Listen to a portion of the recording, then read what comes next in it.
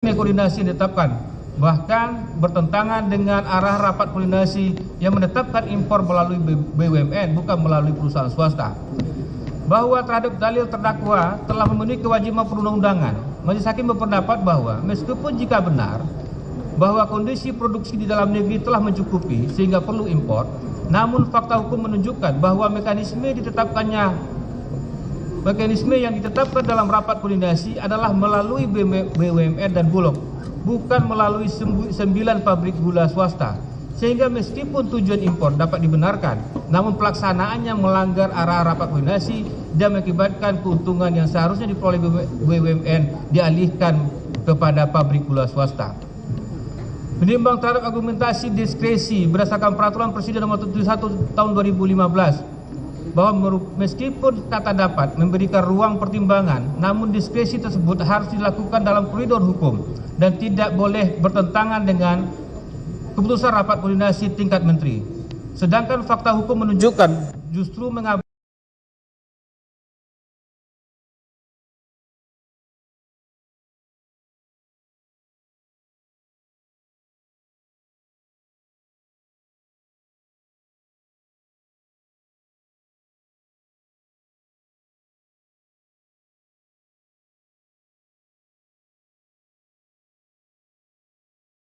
pelanggaran hukum acara dalam penetapan sita, pembacaan BAP saksi tanpa kehadiran yang bersangkutan, dan perlakuan diskriminasi terhadap tim penasihat hukum. Majelis hakim berpendapat bahwa adanya kejanggalan prosedural tersebut adalah penilaian sepihak penasihat hukum, dan lagi pula hal tersebut tidak dapat menghapus fakta-fakta material yang telah terbukti di dalam persidangan.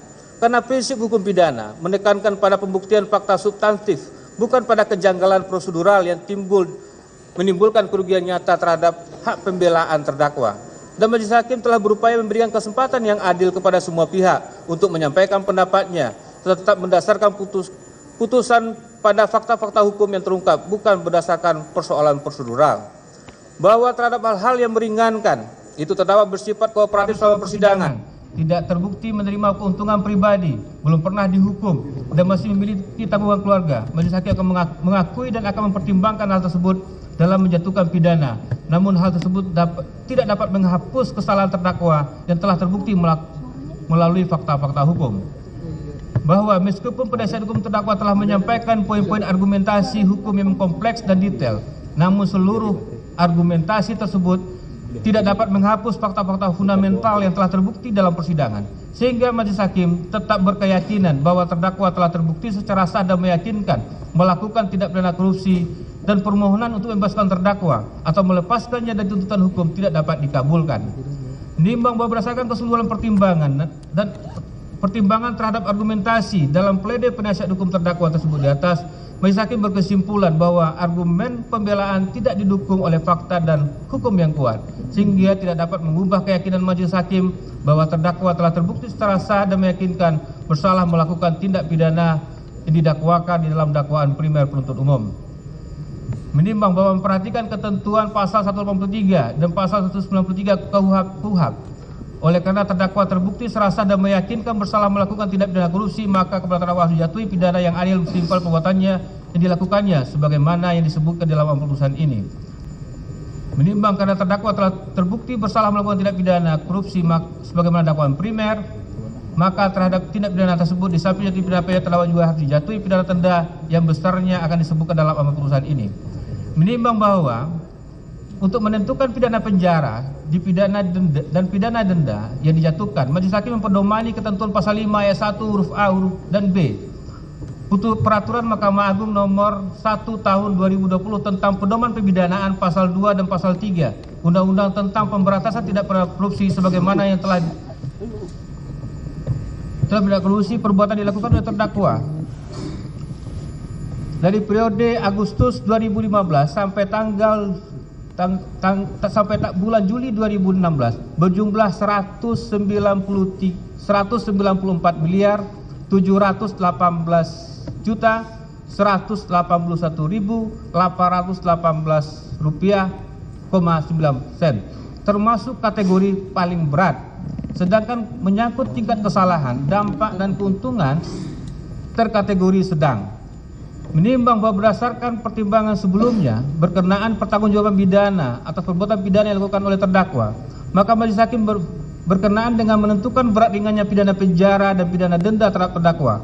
Walaupun peraturan Mahkamah Agung nomor 1 2020 telah menentukan rentan penjatuhan pidana, majelis hakim mempertimbangkan fakta hukum di persidangan, yaitu saksi Tony Wijaya Eng, Teng Suryanto Eka Prasetyo, Hansen Setiawan, Indra Surya Diningrat, Eka Sapanca, Wisnu Hendra Diningrat, Hendro Giarto Tiwo, Han Valita Ustama, dan Hali Sudraja Budiarmo. Pada tahap proses penyidikan, masing-masing telah menitipkan sejumlah uang kepada penyidik Kejaksaan Agung Republik Indonesia. Titipan sejumlah uang tersebut tentunya dapat dipergunakan untuk memulihkan seluruh kerugian keuangan negara.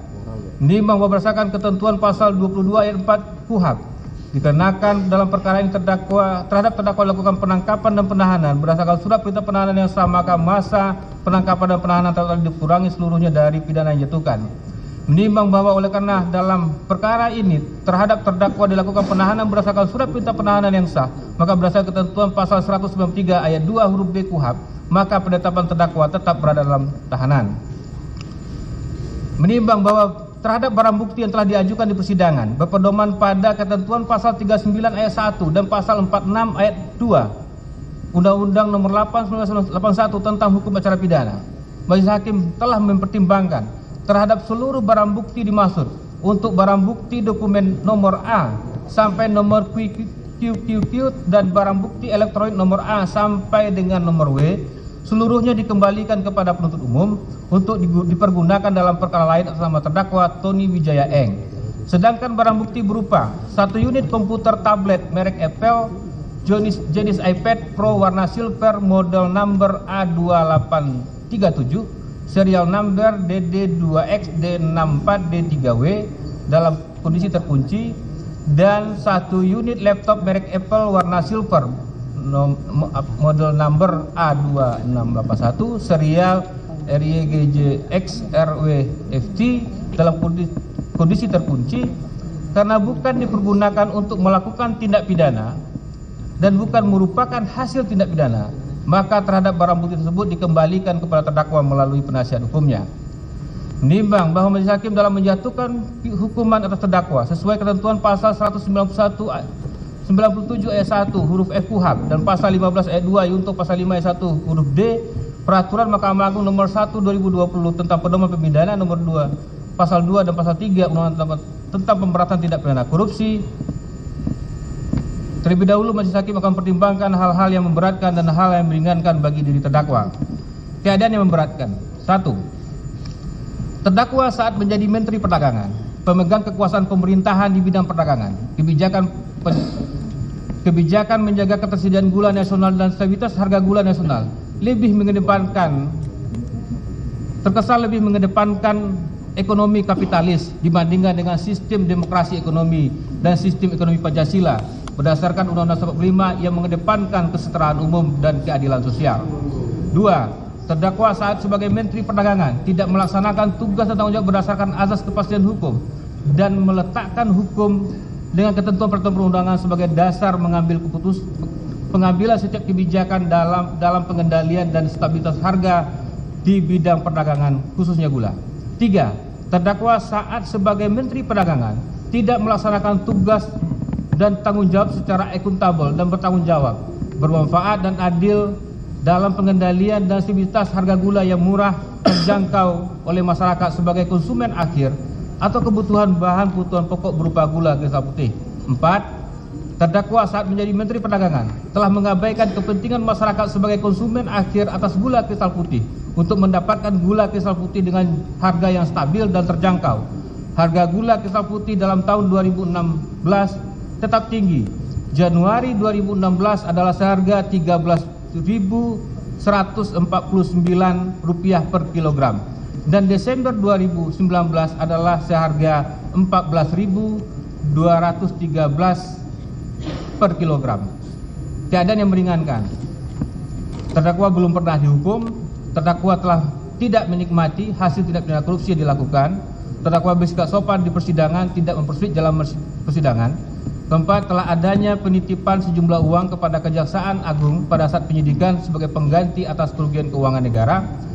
Menimbang berdasarkan karena terdakwa dinyatakan terbukti secara sah dan meyakinkan, maka sesuai dengan ketentuan pasal 22, terdakwa harus dibebani untuk membayar biaya perkara. Menimbang pasal 2 ayat 1 Undang-Undang tentang Pemberantasan Tindak Pidana Korupsi dan Undang-Undang nomor 46 tahun 2009 tentang Pengadilan Tindak Pidana Korupsi dan Undang-Undang nomor 8 tahun 1981 tentang Hukum Acara Pidana serta peraturan perundang-undangan yang relevan.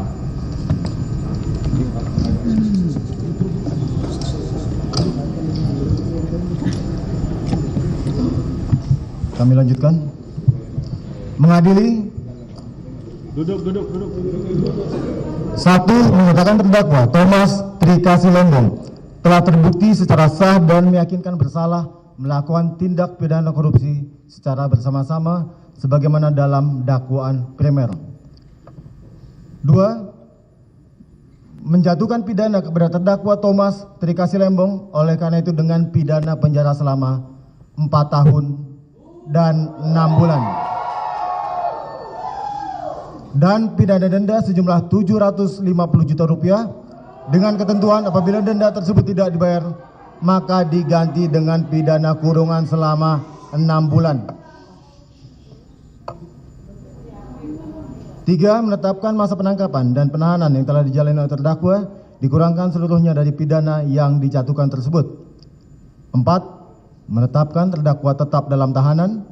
5. Menetapkan barang bukti terhadap barang bukti dokumen yang diberi tanda A1 berupa 1 bundel fotokopi surat Direktur Jenderal Industri Agro Kementerian Perindustrian perihal rekomendasi IP Raw Sugar atas nama PT Sugar Labinta sampai dengan barang bukti QQQ1 berupa 1 lembar fotokopi surat nota dinas nomor 24 Daglu dan barang bukti elektronik yang diberi tanda A1 sampai dengan barang bukti elektronik W2. Seluruhnya barang bukti dikembalikan kepada penuntut umum untuk dipergunakan dalam perkara atas nama terdakwa Tony Wijaya Eng. Terhadap barang bukti elektronik berupa 1 unit komputer tablet merek Apple jenis iPad Pro warna silver model number A2837 dalam kondisi terkunci. 2. 1 unit laptop merek Apple warna silver model number A2681 dalam kondisi terkunci. Barang bukti tersebut dikembalikan kepada terdakwa melalui penasihat hukumnya. 6. Menghukum terdakwa untuk membayar biaya perkara sejumlah Rp10.000. Demikian diputuskan dalam rapat musyawarah Majelis Hakim Pengadilan Tindak Pidana Korupsi pada Pengadilan Negeri Jakarta Pusat pada hari Selasa tanggal 15 Juli 2025 oleh kami Denny Ersan Patrika SMH selaku Hakim Ketua Majelis, Purwanto S. Abdullah SMH dan Hakim ad hoc Alfi Setiawan SMH masing-masing sebagai Hakim anggota. Putusan ini diucapkan dalam sidang yang terbuka untuk umum pada Jumat tanggal 18 Juli 2025 oleh Hakim Ketua tersebut dengan didampingi oleh Hakim anggota dengan dibantu oleh Saudara Prastiwi Adi Juyanti SMH Panitia Pengganti dengan dihadiri oleh penuntut umum pada Kejaksaan Negeri Jakarta Pusat diucapkan di hadapan terdakwa dengan didampingi oleh tim penasihat hukumnya.